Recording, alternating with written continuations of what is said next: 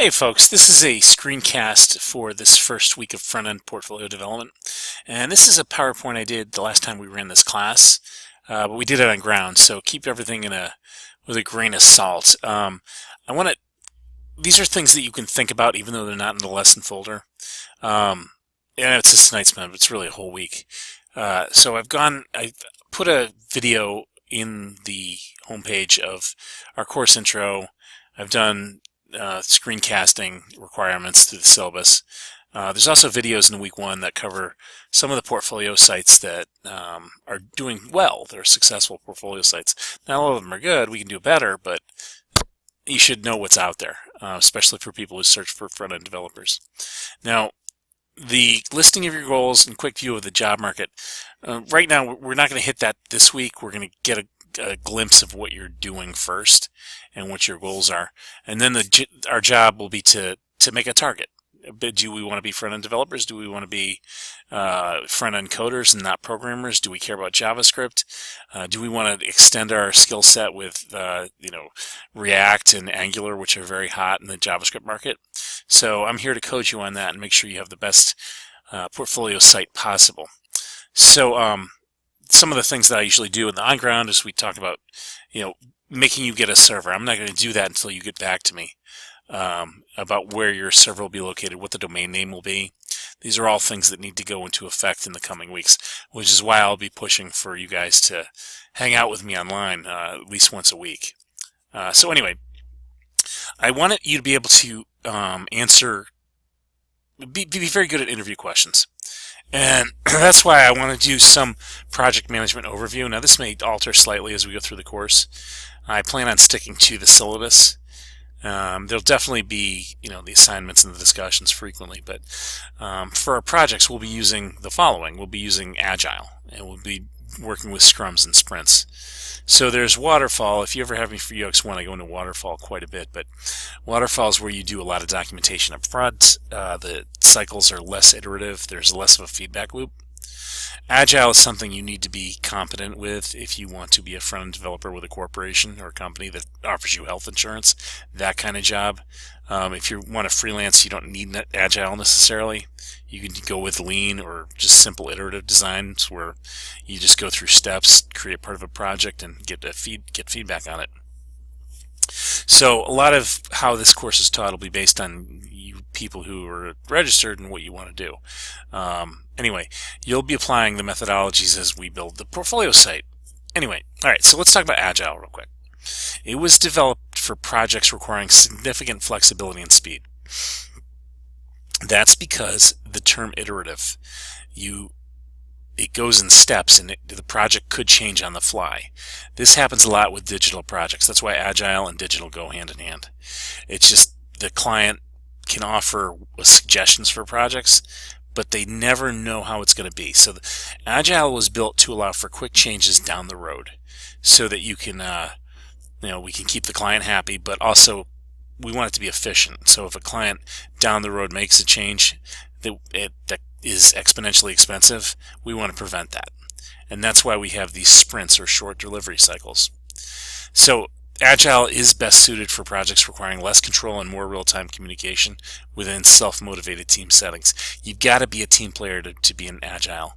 What it means is that you're going to have, almost daily meetings called Scrums, where you speak in front of the group, the team members, the stakeholders, and tell them what you're working on, what the next thing you're going to be working on, and basically you define your work. And then you're going to have a lot of different people in your business asking you questions about what you're doing, and it can get to be a little bit annoying, especially when you're the only one who knows maybe how to code or program. So you've got to be flexible, you've got to be patient and tolerant, and these are the questions that about Agile that will be asked in a job interview. So they're highly iterative, allows for rapid adjustments throughout a project. There are weaknesses to Agile, but this is the one that's going to be most common in your employment if you do decide to go this route. Whereas Waterfall is, think of construction. It's got to be sequential in nature. You can't build the penthouse until you build the lower floors. It is still used in software development. And that's for software development where we can plan and there's not a rapid change later on. You might work for a digital department that has mostly Agile projects, but needs one to be Waterfall because it's something you've done before. I've seen e-commerce that is very Waterfall based because e-commerce is not like reinventing the wheel. Most of the time people just want to have a checkout. So Waterfall allows for increased control throughout each phase, but can be highly inflexible if scope changes may be anticipated later. Alright, so the next thing I want to talk about is the critical path method. And this is a step-by-step methodology used for projects with interdependent activities. You can see CPM within Agile. You can see it within Waterfall. And it contains a list of activities and uses what we call WBS, word breakdown structure, a timeline to complete any dependencies, milestones, and deliverables. So critical path method may not be the term that the interviewer asks you. It could be, just sprints. It outlines critical and non-critical activities by calculating the longest path or shortest flow time to complete a task. So this is another managerial technique that might pop up. I'll be honest with you, I've been teaching for quite a while, and for many different programs, and I always ask my students who are ready to graduate to tell me, if they will, what the interview questions are.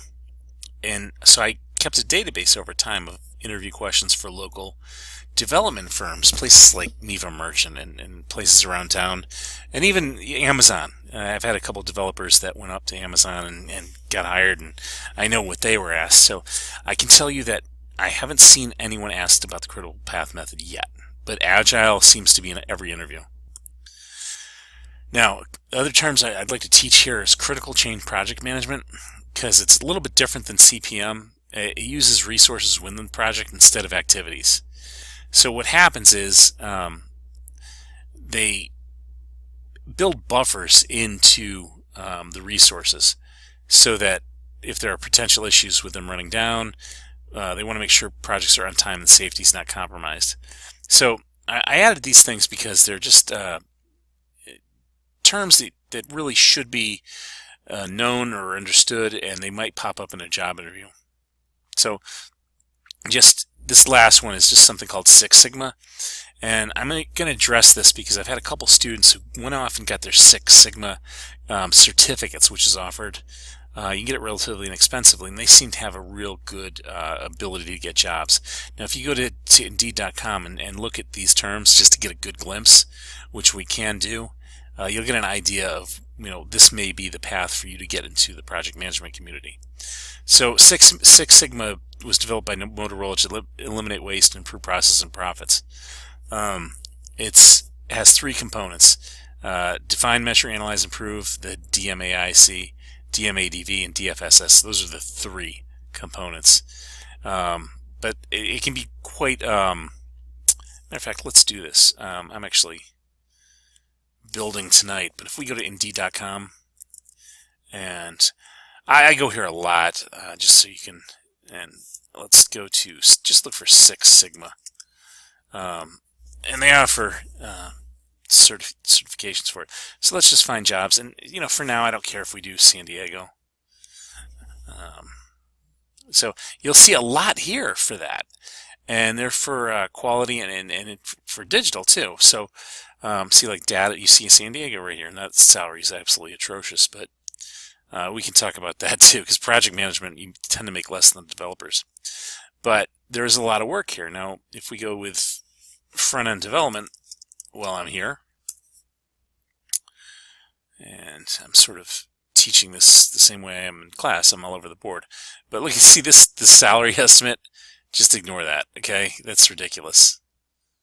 Let's see if you go 3,300, and this came up, so don't even worry about the pay. It's going to be decent, especially starting out. So we'll talk about all these things, because what's going to happen is something very common. You go in here, and if you look here, this is good. I mean, this is right toward our certificate program, but what's going to happen is you're going to be intimidated by terms that you don't understand, and most of those terms are just filters to weed people out. So the idea is to not get bogged down with that.